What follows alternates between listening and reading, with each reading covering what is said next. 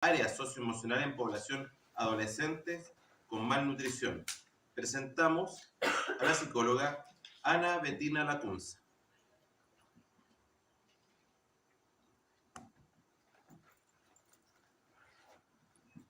Hola a todos, ¿estamos? Sí, estamos. Bueno, ahí estamos, muy bien. Bueno, buenos días a todos, muchísimas gracias por la invitación, especialmente a David Cuadra por esta invitación para poder compartir con ustedes algunas líneas de trabajo que venimos desarrollando desde el norte de Argentina. Voy a compartir pantalla para que podamos iniciar esta presentación. Ahí estamos. Bueno, lo que traigo para ofrecerles y poder compartir con ustedes, ¿sí? En realidad son recortes de algunos estudios de la línea de trabajo que venimos desarrollando hace unos años, particularmente en mi caso, sobre el campo teórico-práctico de las habilidades sociales en niños y adolescentes. ¿Sí? Entonces, empezamos a trabajar en un primer momento en población adolescente, sobre todo considerando los comportamientos sociales cara a cara, y luego, antes del advenimiento de la pandemia, ya habíamos comenzado a trabajar con en esta combinación de comportamientos sociales online y offline. Entonces, el interés estuvo dado en poder, de alguna manera, en poder trabajar cómo aparecían estos comportamientos también a partir de las redes sociales. Entonces, bueno, un poco ese es el sentido de la presentación y espero que les sea de utilidad. La población adolescente, si uno tendría que poder de alguna manera plantear cuáles son sus características centrales, uno podría decir, bueno, por un lado, que una de sus características primordiales tiene que ver con esta incertidumbre ante el futuro que se presenta entre los adolescentes, las paradojas de la etapa adolescente, que también, de la etapa posmoderna, perdón, de que de alguna manera atraviesan el devenir del desarrollo adolescente, estos modelos posmodernos de belleza, juventud, delgadez, ¿sí? en determinadas culturas, hace de alguna forma de que este devenir adolescente también tenga, digamos, como estas implicancias y en muchos casos se convierta como un centro de foco o foco de preocupación. Y otro punto, digamos, que caracteriza a la población adolescente es la influencia de las nuevas tecnologías de la comunicación. Feya, un investigador español, plantea en realidad que estos rasgos no solo son propios de la población adolescente, sino que de alguna manera se han convertido en rasgos transgeneracionales, porque atraviesan no solamente a los adolescentes, sino también a la población adulta. ¿Sí? Y esto de alguna manera va a marcar cómo los adolescentes responden a estas exigencias, a estos modelos y sobre todo cómo se posicionan frente a estas nuevas tecnologías. Considerando las nuevas tecnologías de la información, ¿sí? Podemos plantear que con el advenimiento de las redes sociales se ha avanzado a lo que Matica ha llamado como la cultura de la conectividad. ¿Qué quiere decir entonces? Que las redes sociales abrieron de alguna manera un nuevo camino, una nueva cultura de la información, donde de alguna forma los medios de comunicación perdieron el monopolio y los consumidores, o sea, los usuarios de las redes sociales también pasaron a ser productores de contenido. De alguna manera, el medio, digamos, se ha convertido en el medio es el mensaje, en el sentido de que las redes sociales, ¿sí? Han generado y han propiciado de que sus usuarios sean grandes productores de conocimiento y de alguna manera que ellos sean en alguna forma los que promueven ciertos cambios que se producen respecto a la información. Esto ha hecho de que los canales de comunicación y que las redes sociales tengan una comunicación y una libertad irrestricta donde todo puede decirse y todo se va transmitiendo de alguna manera en tiempo real. Pero eso ha llevado de que muchas veces los sujetos no puedan discriminar entre la producción de un conocimiento o de una información pública y privada, ¿no? Entonces, una de las características que han tenido estas nuevas tecnologías ha sido ese borramiento entre lo público y lo privado, que en muchos casos ha traído tantas consecuencias en los adolescentes, pero no solo en ellos, sino también en la población adulta, porque la recreación, digamos, instantánea de poder subir mensajes, de poder conectarse con otros, conocidos o desconocidos, ¿sí? Hace de que muchas veces el adolescente pierda el sentido de que aquello que sube a las redes deja de ser propio en la medida que lo comparte con otros, ¿sí? Y pasa, digamos, a esta comunicación sin fronteras, ¿no? Entonces, muchas veces ahí empiezan a aparecer algunas disfunciones o algunas dificultades y en ese borramiento. Y estas nuevas modalidades de comportamiento en las redes sociales, que también han estado impulsadas de alguna manera por estas características, digamos, propicia en muchos casos comportamientos disfuncionales como vamos a empezar a ver. Esto ha llevado a plantear, y Castel, que es un sociólogo español, plantea de que en este momento la población adolescente y la sociedad y la población adolescente en realidad tiene una socialización que es una combinación de lo online y de lo offline.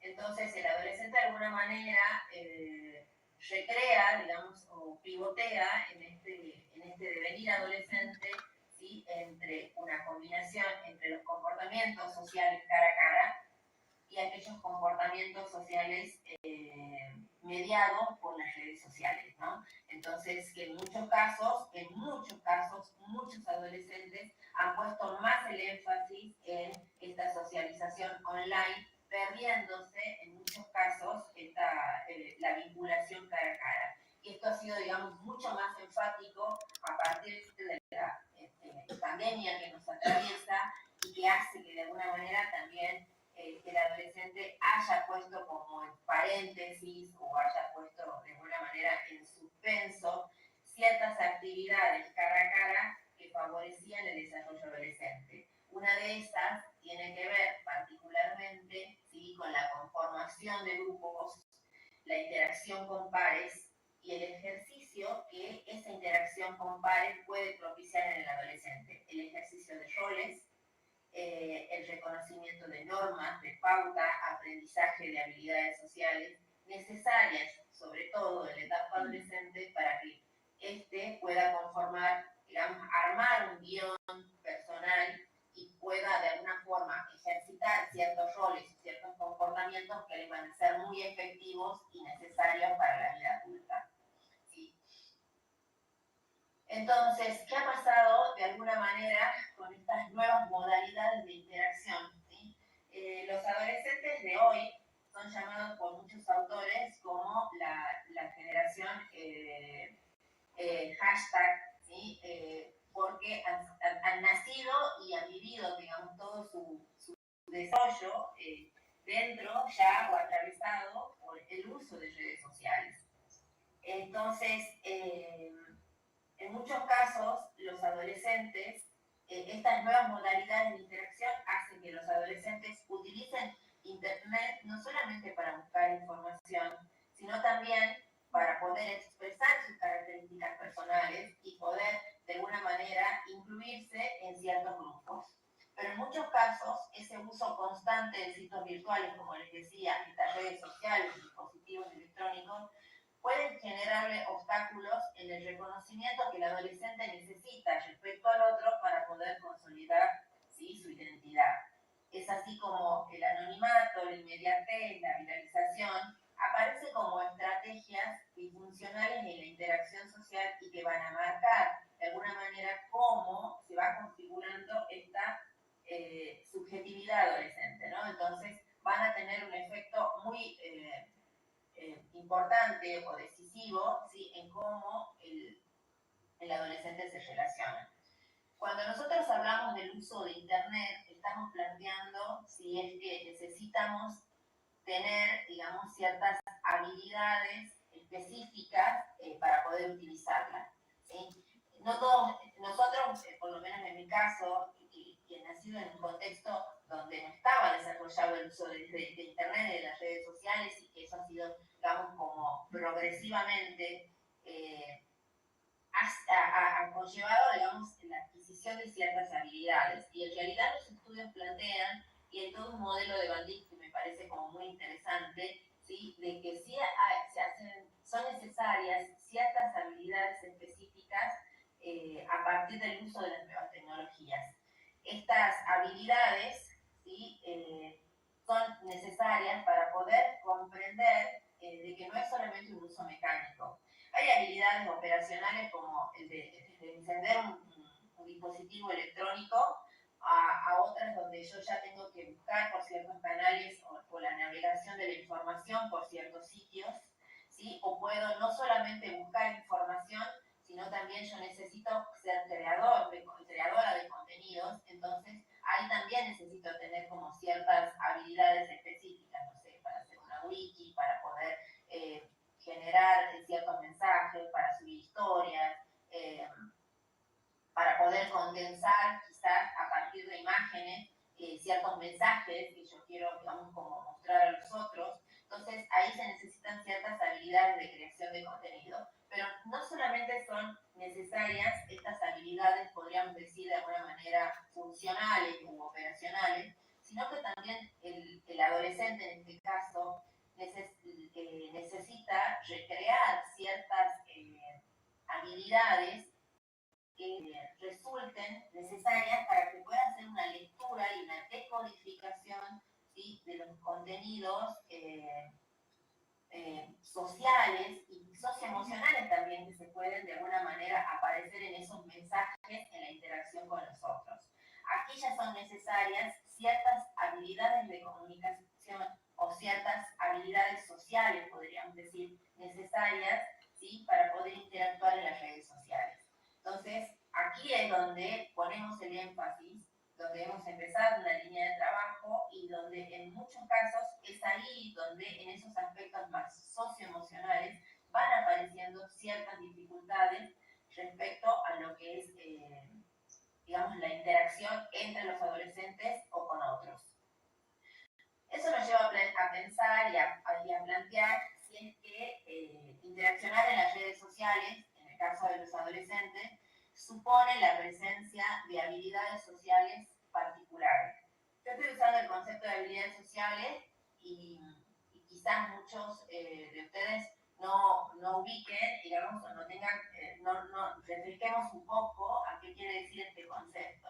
Las habilidades sociales suponen patrones de comportamiento necesarias para las interacciones sociales y que permitan relaciones mutuamente satisfactorias con este interlocutor, ¿no? En este feedback ida y vuelta, yo necesito tener ciertos comportamientos sociales adecuados a la situación, por eso son situacionales, son contextuales, porque están vinculadas a ciertos valores de convivencia, a ciertas características de la cultura en la que yo estoy inserto, y no necesariamente que en el caso del adolescente que posea ciertos comportamientos sociales, quiere decir que sea socialmente habilidoso, sino que este desempeño social va a depender en gran medida de cómo los otros evalúan este desempeño social y lo valoran, ¿sí?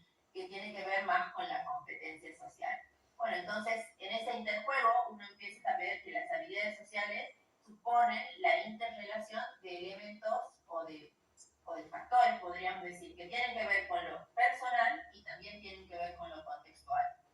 Dentro de lo personal, si bien hay ser más habilidosos socialmente, o tener ciertos comportamientos sociales, ciertas habilidades, los autores plantean que estos comportamientos pueden aprenderse a lo largo del proceso de socialización, pero hay ciertas variables de personalidad, también comprobado empíricamente, que facilitan ese aprendizaje de habilidades sociales. Y entonces, características como una personalidad más extrovertida, cierto control o cierto nivel de regulación emocional, ciertas creencias de autoeficacia, favorecen el aprendizaje de habilidades sociales asertivas, por ejemplo, ¿sí? Aquellas que suponen que el adolescente expresa sus derechos, hace valer los derechos del otro, respetándose a sí mismo, ¿sí? Entonces, Pero esos comportamientos sociales, decíamos, se dan en una situación, que son situacionales, y que tienen que ver con la decodificación, en muchos casos, de lo paralingüístico o de lo no verbal, que el adolescente también necesita al momento de relacionarse con los otros, ¿sí? Las interacciones virtuales lo que han facilitado de alguna manera es que haya esta ausencia de señales corporales y de que el adolescente emplee entonces muchas veces los recursos cognitivos para poder expresarse o poder llegar al otro de alguna manera utilizando imágenes, teniendo más tiempo para poder pensar. Entonces, en muchos casos, los adolescentes con dificultades en las interacciones sociales, ¿sí?, pueden darse más tiempo para poder ver cómo van a responder, porque sus estrategias de resolución de interacciones sociales, digamos, les permiten como decodificar de una manera un poco más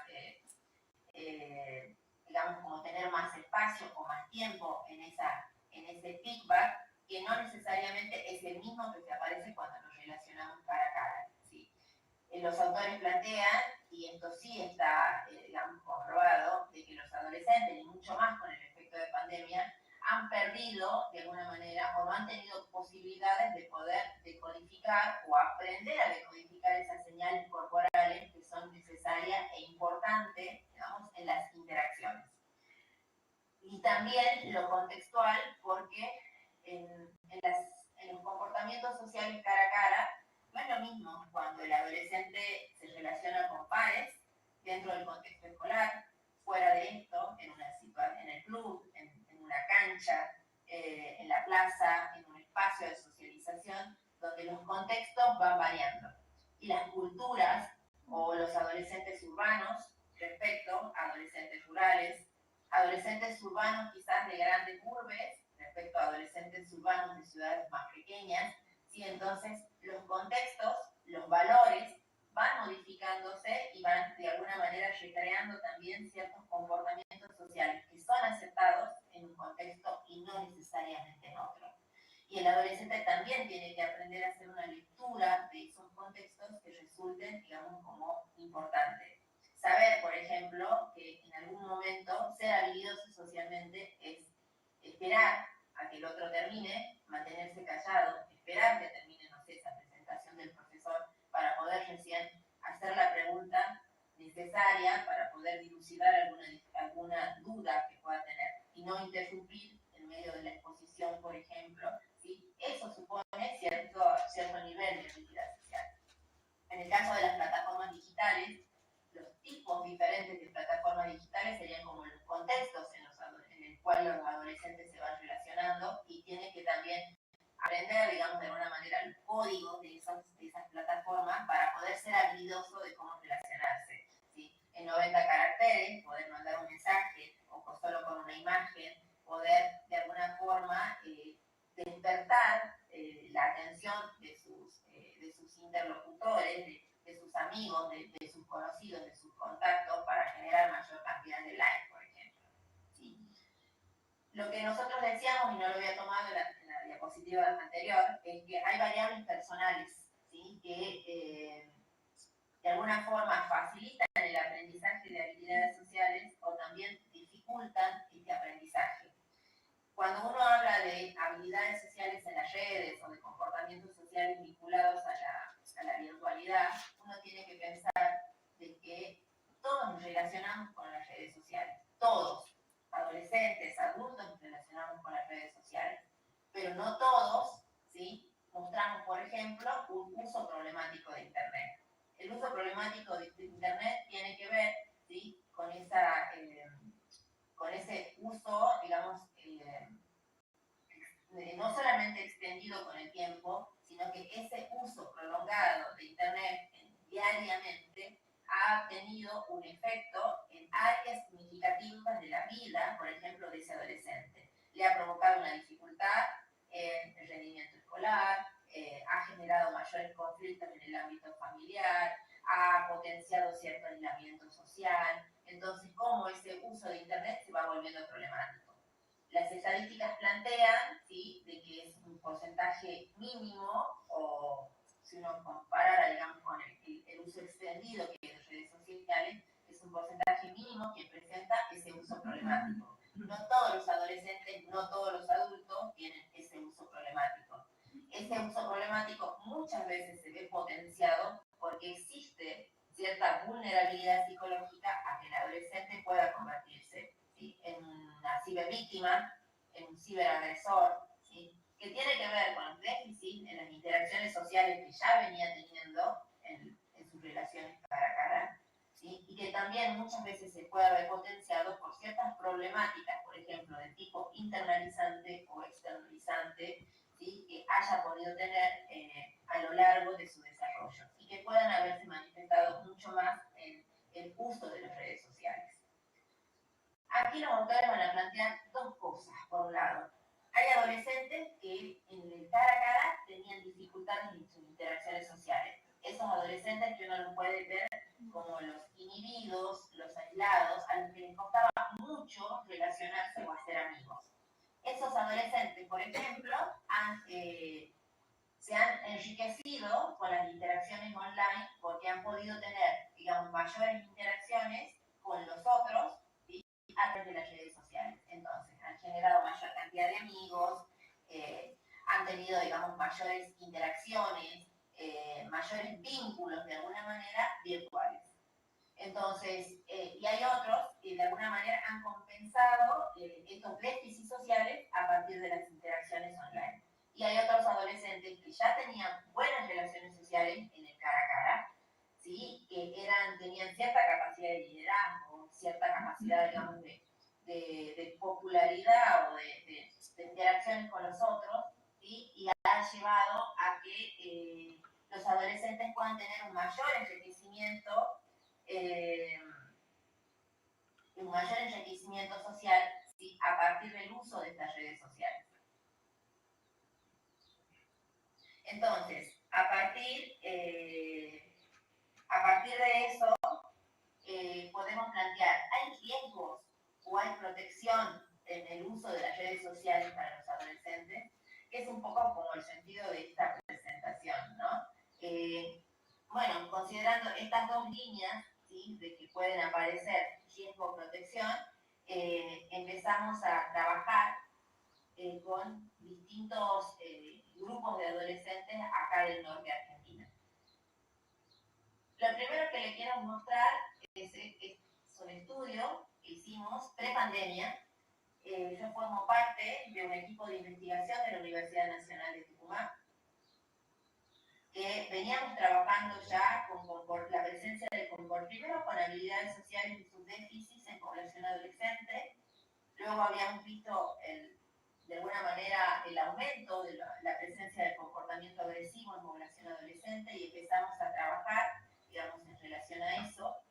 Y como yo vengo del área de la evaluación y el diagnóstico psicológico, donde utilizamos pruebas psicológicas, habíamos visto de alguna manera, o la experiencia nos había mostrado, algunos límites en el uso de las pruebas lápiz y papel, que serían las pruebas psicológicas a partir de la propia percepción del adolescente.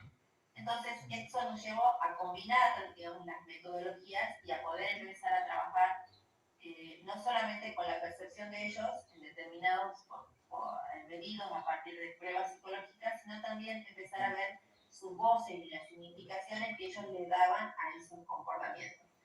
Entonces, antes de la pandemia, trabajamos con una escuela con alto nivel de vulnerabilidad en una zona urbano marginal del Gran San Miguel de Tucumán. Ustedes saben que Tucumán es una provincia la más pequeña, más densamente poblada de Argentina, y donde la provincia muy pequeña alberga más de 1.500.000 de habitantes, por lo menos lo que era el censo anterior, y que el Gran San Miguel, donde se ubica la capital donde nosotros estamos, tiene más cerca de 1 millón de personas. Entonces nosotros estamos muy densamente poblados en la ciudad, ¿sí? Y habíamos trabajado con una de las escuelas que se encuentran en ese cordón más urbano marginal de la ciudad. Entonces, trabajando, digamos, con estas pruebas lápiz y papel, habíamos ubicado como un porcentaje de presencia de comportamiento agresivo entre los adolescentes de esa escuela, y decidimos hacer grupos focales para poder ver la visión o la percepción que ellos tenían sobre este tipo de comportamiento, ¿no? A partir también de la información y de las entrevistas que nos habían dado los directivos y los profesores de ese establecimiento. Entonces, de 243 adolescentes con los que nosotros habíamos trabajado en una primera parte del estudio, decidimos conformar ciertos grupos focales con adolescentes que tenían alto nivel de comportamiento agresivo con bajo nivel de comportamiento agresivo. Y así conformamos 12 grupos focales donde participaron 123 adolescentes con, de alguna manera, comparativamente, ¿no? Estos adolescentes con alto nivel o bajo nivel de agresividad. A partir de ahí empezamos a evaluar, o en realidad lo que nos interesaba como vislumbrar eran dos líneas, ¿sí? Sabíamos ya de la presencia de los comportamientos agresivos, pero también nos interesaba ver los usos saludables que se podían hacer de Internet, si es que aparecían, ¿no? O sea, habíamos encontrado tres usos saludables de Internet. Por un lado, que los adolescentes, y estamos hablando de adolescentes con altas vulnerabilidades, donde el acceso a Internet no era tan sencillo como en otros contextos socioeconómicos, el acceso a la información actualizada sobre la realidad era uno de los usos saludables que hacían los adolescentes, pensando que en ese momento, por ejemplo, el acceso al Wi-Fi estaba dado por la escuela o por algún epicentro de alguna manera que se aparecía como en la plaza del barrio, donde había un acceso gratuito a Internet, o porque en lo cotidiano estos adolescentes de alguna manera se colgaban del acceso del Wi-Fi que podían tener en alguno de los vecinos, ¿sí? Entonces ellos decían, bueno, nosotros utilizamos Internet para tres cosas principalmente: para poder tener información, poder saber de lo que pasa, para el uso de información en las escuelas, el material, digamos, necesario para el uso académico, y sobre todo para poder conocer a otras personas y establecer vínculos con pares y adultos, ¿sí? Entonces, estos tres usos, digamos, eran saludables, aparecían como positivos, como de alguna manera recursos a potenciar, siempre y cuando el adolescente tenga esas otras habilidades que habíamos anteriormente y que pueda discriminar, obtener esas habilidades para poder decodificar y discriminar, digamos, los límites, ¿sí? en el acceso a Internet. Pero también habíamos encontrado usos disfuncionales de Internet, que nosotros ya los habíamos visto en la etapa previa, a partir de un instrumento que habíamos diseñado, una encuesta para poder usos que se hacían en Internet, ¿no? Y experiencias desagradables que ellos habían tenido en el último año en el uso de redes sociales. Entonces empezamos a encontrar, por un lado, está acá el discurso extraído de los grupos focales. Por un lado, lo que aparecía, digamos, como recurrente, estos son los más recurrentes, ¿no?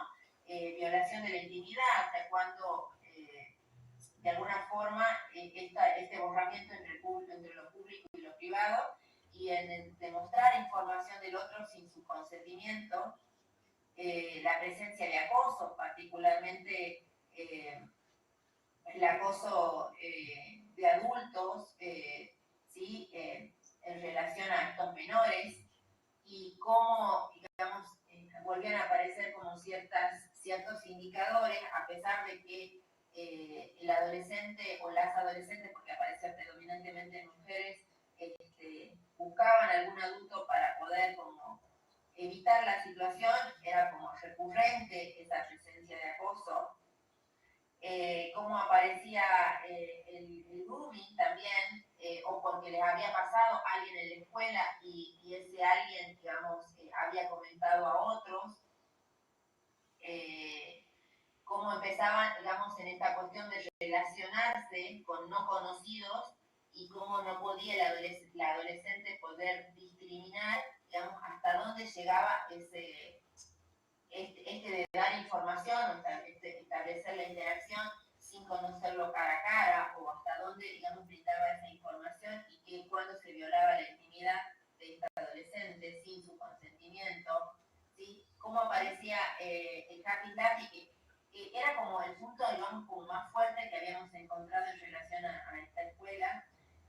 Sobre todo, por ejemplo, se filmaban peleas, y esas peleas luego se las distribuía por las redes sociales, y digamos, esa discusión o esas peleas que comenzaban en el cara a cara se trasladaban, digamos, a los contextos virtuales y continuaban, o muchas veces como esas agresiones se iniciaban en el contexto virtual y luego, digamos, eran trasladadas en el contexto cara a cara. Y luego la creación de perfiles falsos, que era la suplantación, y cómo a partir de ahí, digamos, empezaban como a generarse ciertos comportamientos también disfuncionales y sobre todo de agresión hacia ciertos adolescentes. ¿Sí? Con esos mismos adolescentes, les decía, nosotros habíamos trabajado en esa etapa previa, discriminando a aquellos que aparecían como cibervíctimas y ciberagresores. Lo que tienen acá son algunas de las preguntas que nosotros habíamos hecho en esa encuesta para ver las experiencias desagradables en Internet durante el último año. Piensen que estamos en una etapa prepandemia cuando hemos evaluado esto. ¿Sí? Y nosotros encontramos ahí que de esos 243 adolescentes encontrábamos un 14% de ciberagresores severos, digamos, que habían tenido reiterados comportamientos de ciberagresión, y un 23% de cibervíctimas, ¿sí? También severos porque habían sido de alguna manera posicionados en esa situación de vulnerabilidad en reiteradas ocasiones. Nosotros lo que nos interesaba trabajar era poder ver particularmente qué forma tenían estos adolescentes de responder a estas situaciones percibidas como estresantes y que generaban mayor nivel de vulnerabilidad. Entonces nos interesó trabajar las estrategias de afrontamiento.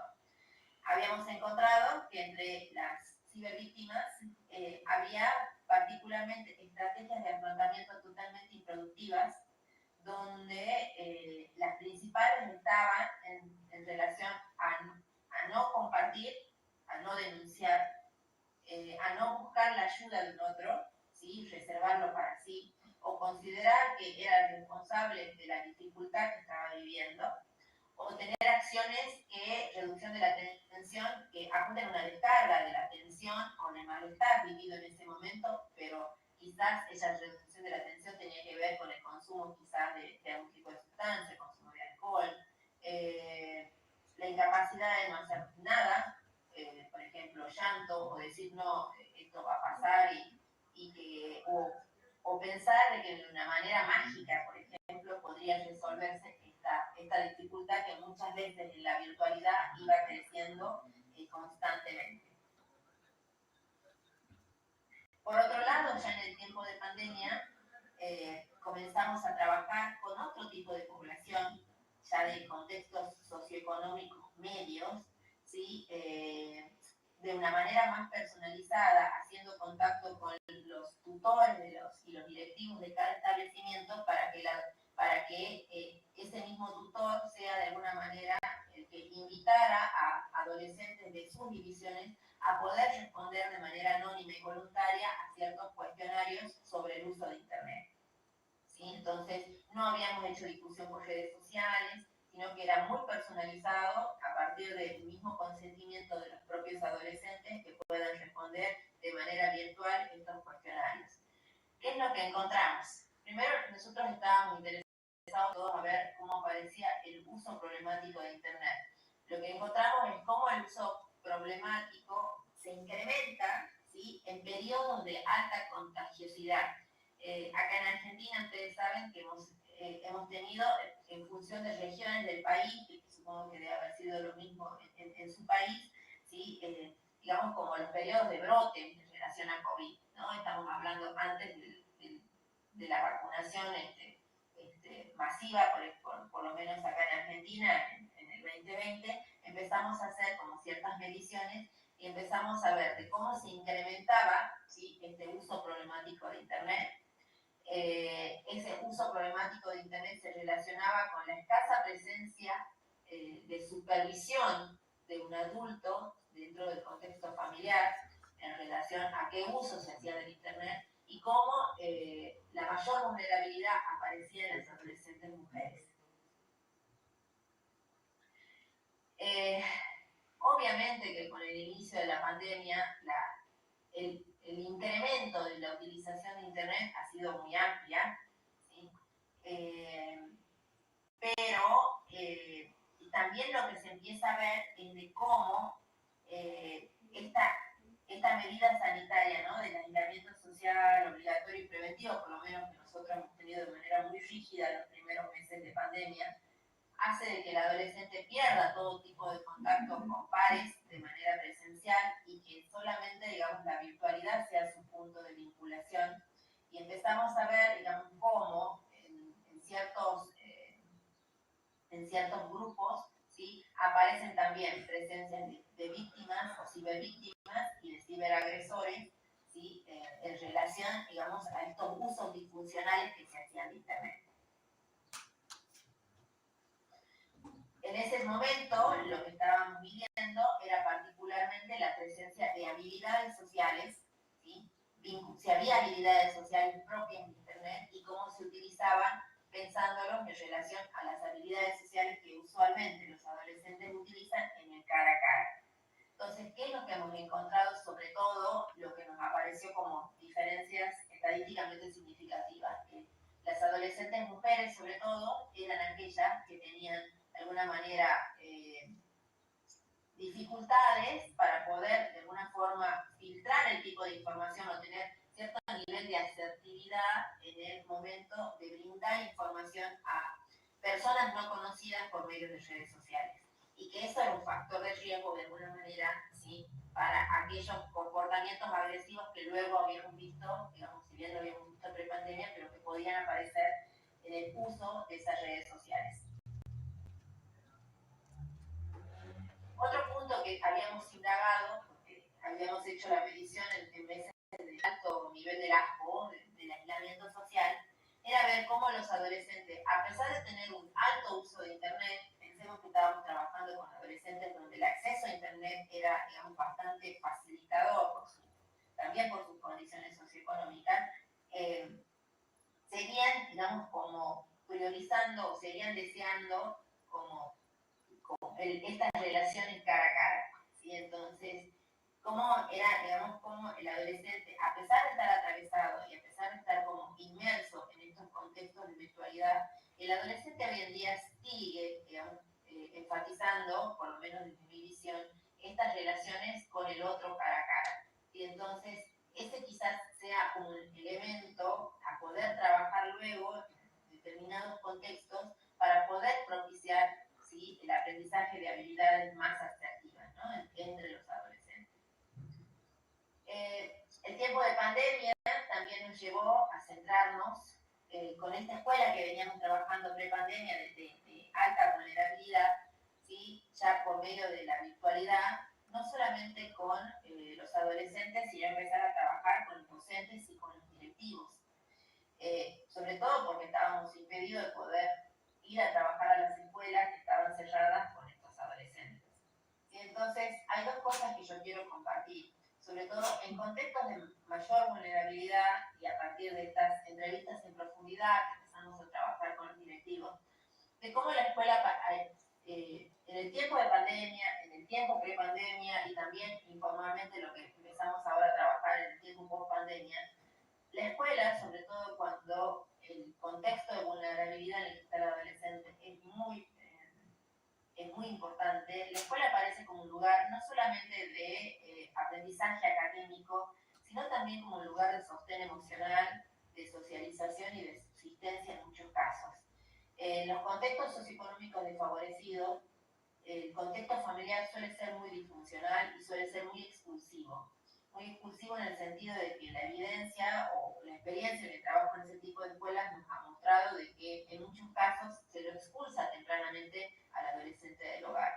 Y la escuela sigue siendo, en esos contextos, una institución o un sistema de mucho sostén para ese adolescente, ¿no? Entonces, es sostén para retenerlo, es sostén para, de alguna manera, posibilitar que ese adolescente pueda conformar de alguna manera ese proyecto de vida que aparece tan dilucidado en los adolescentes de estos contextos, ¿sí? La ausencia del proyecto de vida o estas paradojas que decían, estas características de la adolescencia actual, del temor a la incertidumbre, aparece como mayor medida en un adolescente de contexto privado, culturalmente y socioeconómico. Entonces, muchas veces la escuela aparece como este lugar de sostén y donde uno puede empezar a pensar como puntos de intervención en esos contextos, ¿sí? Entonces, y a los docentes también como mediadores, digamos, para esa intervención, para que ellos mismos puedan ser promotores de habilidades sociales entre sus alumnos o de comportamientos más asertivos en el uso de las redes sociales. La presencia de ese docente, como ese adulto referente, ¿sí? Puede de alguna manera ser muy efectiva para este adolescente que necesita de alguna manera una red de contención, pero sobre todo un punto de apoyo, ¿sí? Entonces, donde aparece como mayor vulnerabilidad es ahí donde las escuelas y los docentes tienen una función que muchas veces no están preparados para eso, y entonces desde la mirada externa, o por lo menos desde los equipos de investigación en los que trabajamos, tratamos de potenciar que primero que el adulto, que el docente, digamos, se posicione o adquiera esas herramientas o esas habilidades necesarias para el trabajo con adolescentes en este sentido, en este tipo de habilidades que tienen que ver más con lo socioemocional. Creo que ese es el punto central y sobre todo con el que volvemos nuevamente a plantear que digamos, el punto central de esta presentación, ¿sí? Las redes sociales ¿sirven para proteger o son de riesgo para los adolescentes? Creo que con estos recortes lo que empezamos a ver es que las nuevas tecnologías han facilitado nuevas formas de comunicación y de vinculación entre ellos y con los adultos, ¿sí? Pero esas nuevas modalidades de comunicación, de alguna manera, también han generado cierta presencia de comportamiento agresivo, que ha estado potenciado sobre todo por este borramiento o este debilitamiento de lo privado y de lo público.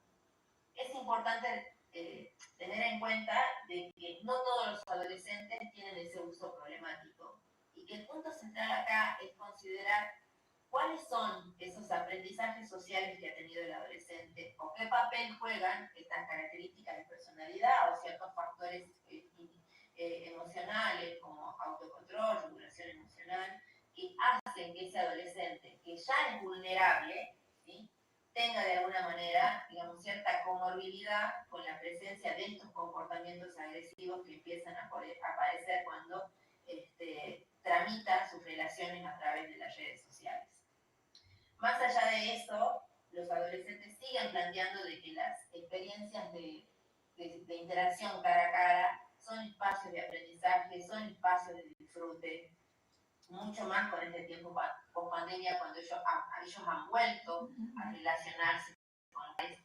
Y creo que el punto central acá, entonces, si uno tendría que empezar a decir, bueno, ¿qué se sugiere? ¿Sí? Es que el adolescente pueda pivotear, ¿no?, entre estas redes virtuales y estas redes vivas de interacciones cara a cara con los otros.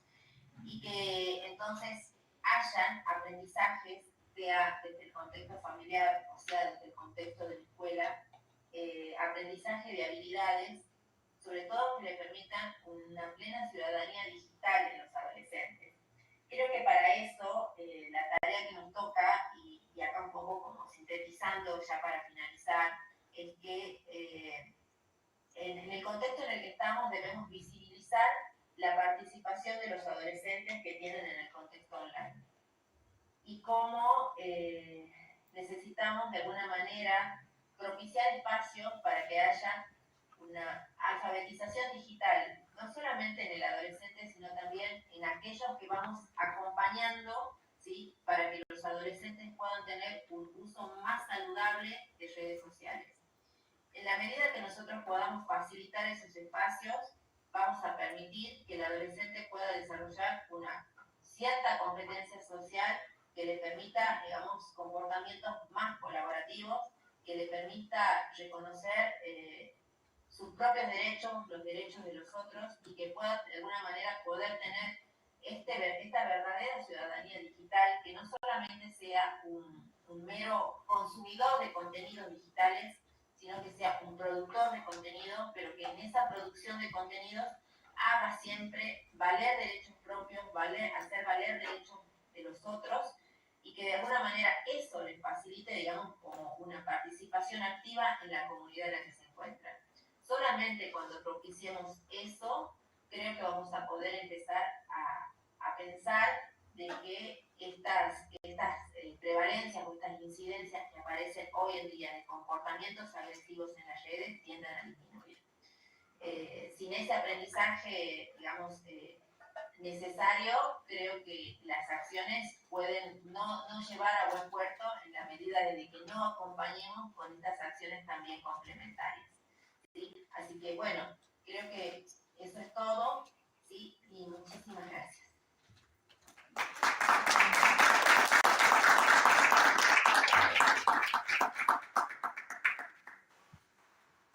Bueno, vamos a tener la ronda de preguntas. Voy a esperar que alguien, si alguien tiene alguna pregunta, para poder decirla.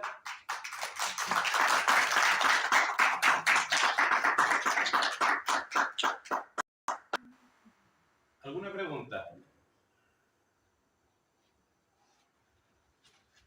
¿Me preguntas? ¿Todo muy claro? Una acotación referente a la investigación. ¿Qué método? ¿Puedes acercarte para que nos pueda escuchar bien?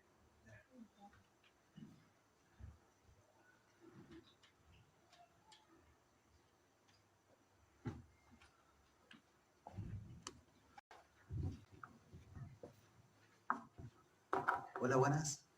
La consulta es que referente a la investigación realizada, ¿qué método de alfabetización cree usted o las personas que realizaron la investigación se pueden utilizar en torno a este desafío que plantea lo antes señalado? ¿Se escucha bien? Perdón, pero no escucho. Ahí está. A ver, ahí podemos escuchar. ¿Ahí sí? Ahí sí. Ya. Y que en base a la investigación los resultados finales tienen que ver con la alfabetización y la importancia de este proceso. ¿Ya? Entonces, mi pregunta va orientada a eso. ¿Qué línea, cómo creen ustedes que debe ser ese proceso de alfabetización en adolescentes para poder sobrellevar este proceso de la realidad y la virtualidad? Eso. Bien. Yo creo que la alfabetización digital, primero me parece que tiene que estar dada también en los adultos para poder que sean transmisores en la población adolescente, ¿sí? Muchos adultos tienen la gran dificultad de no poder visualizar de alguna manera esa diferencia entre lo público y lo privado. Entonces, ese borramiento que nosotros le marcamos a los adolescentes también está puesto para los adultos, ¿sí? Y si los adultos aparecen como referentes o como modelos para el trabajo con los adolescentes, poco podremos hacer en esta alfabetización a los adolescentes si nosotros no podemos como adultos posicionarnos como referentes y tener como bien clara esta distinción, por ejemplo, de lo público y lo privado. Así que yo sí creo que esta alfabetización digital me parece que debiera ir paralelamente, ¿no? Entre aquellos que van a trabajar con adolescentes que puedan tener como cierta claridad en eso, para que luego ellos puedan ser mediadores en el trabajo con los propios adolescentes, ¿sí? Si el adolescente puede llegar a entender, por lo menos lo que nos ha pasado en talleres o en experiencias que hemos tenido con trabajo con los adolescentes en el tiempo prepandemia, ¿sí? El adolescente cuando puede recrear la situación y puede darse cuenta, por ejemplo, de este borramiento de lo público y lo privado, de cómo el mensaje que sube a una red social deja de ser propio cuando pone enviar, cuando lo acepta y se convierte digamos, de todos, ¿sí? Deja de ser privado y el efecto que eso pueda tener sobre sí mismo y sobre los otros, ¿sí? Ahí es un punto donde, digamos, empieza a cobrar valor cualquier planteo de alfabetización que vos puedas hacer, ¿sí? Creo que un eje en esa alfabetización es eso, ¿no? De poder trabajar, digamos, que este límite entre lo público y lo privado, esta generación de habilidades asertivas, de reconocer el derecho de los otros, y que sin el consentimiento del otro, por más que sea, digamos, una foto donde estemos todos sonrientes, no podemos compartirla si el que está, digamos, que el partícipe de esa foto no lo sabe, ¿sí? Ese creo que puede ser como un punto inicial para poder trabajar, ¿sí? Parecen cosas muchas veces obvias, pero que para el adolescente en muchos casos no lo son, ¿sí? Y que no logra reconocer el efecto que puede llegar a tener, digamos, por ejemplo, el compartir una foto sin el consentimiento del compañero. Creo que puede ser un punto para empezar a trabajar esto de la alfabetización digital, ¿no? En las comunidades. No sé si ahí vamos respondiendo lo que preguntaba el colega. Sí, todo muy claro. ¿Alguna otra pregunta? Por favor, para que nos pueda escuchar. No, está bien.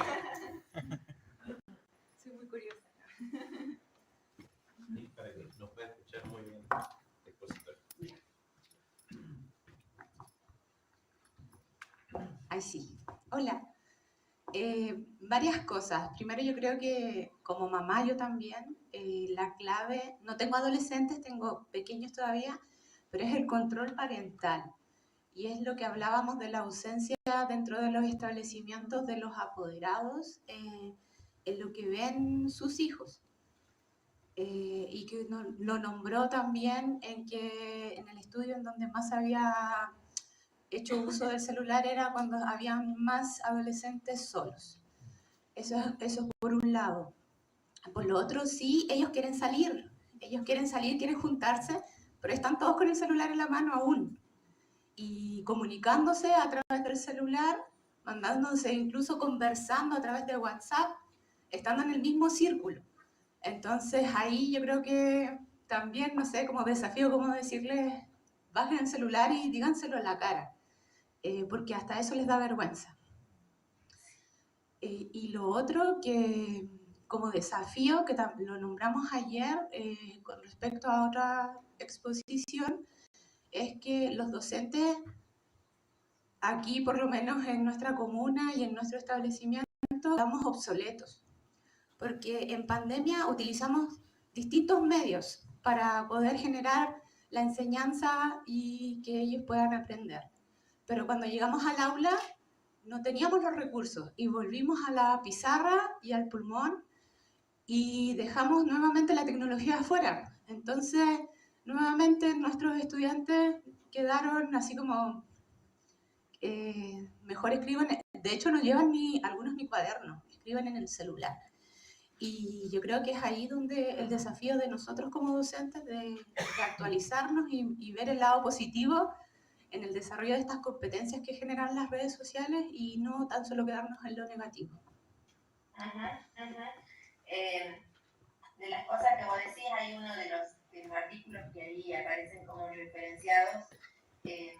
Una de las directoras de la escuela donde habíamos trabajado nos decía que bueno, las tecnologías han llegado para quedarse y si no volvemos acá lo que en Argentina llamamos como la ley básica de educación, ¿sí? Que era como lo que vos estás diciendo de la pizarra y la tiza, ¿sí? Y donde el adolescente necesita de alguna manera la innovación para poder atraer la atención, ¿sí?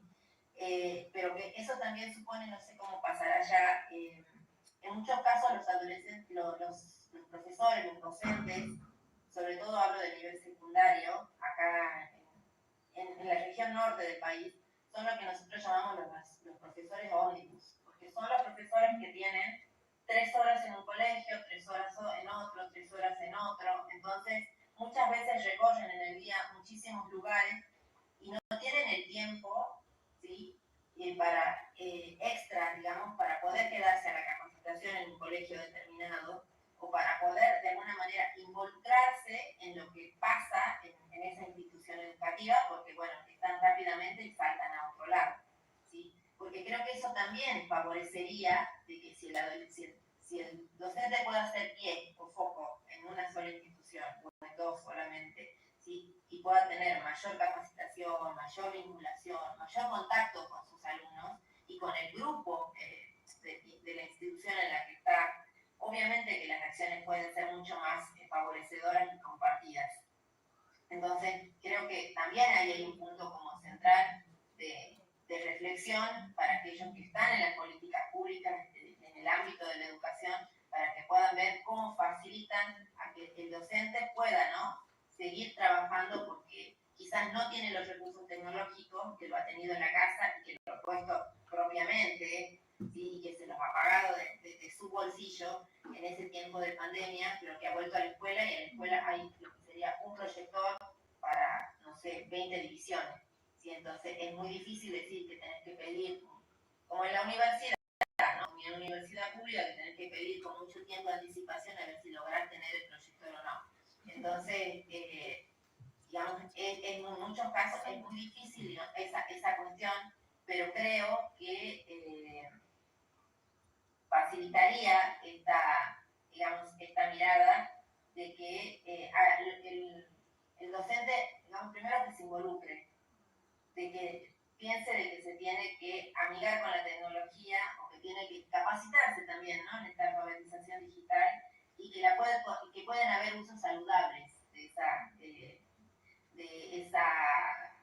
digamos, de las redes sociales o de las miradas, digamos, de los dispositivos tecnológicos. Y con respecto a las familias, en contextos muy desfavorecidos, sobre todo, en muchos casos, los comportamientos agresivos han venido, a veces no de los adolescentes, sino de los grupos familiares, ¿no? Entonces, que tenían, digamos, como mucha violencia hacia la figura del docente, o hacia la misma estructura edilicia de las escuelas. Y entonces, el trabajo con la familia, creo que tiene el involucramiento que uno puede llegar a empezar a plantearse con la familia, sobre todo para que haya la presencia sensata de un adulto. ¿Sí? En la vida del adolescente, con que haya la presencia sensata, como dicen los autores, de un adulto, de que pueda sostener a ese adolescente en su desarrollo, ¿sí?, el efecto positivo que va a tener en su salud mental es inimaginable.